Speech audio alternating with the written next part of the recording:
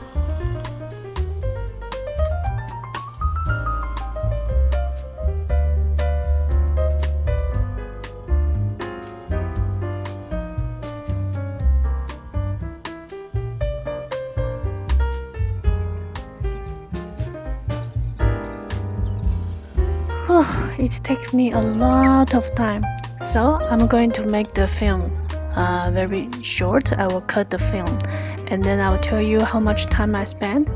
For the next part, for the whisker, I will just put the film real time and you will see how easy it is.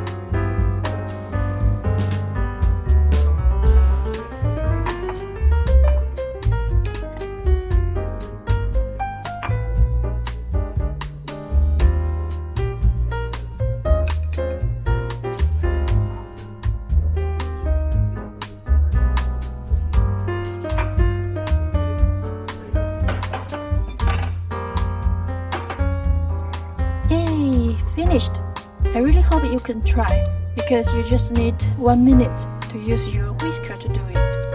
And then you put it on milk. When you do it, the smell is so good, and it also tastes very good. Please try it.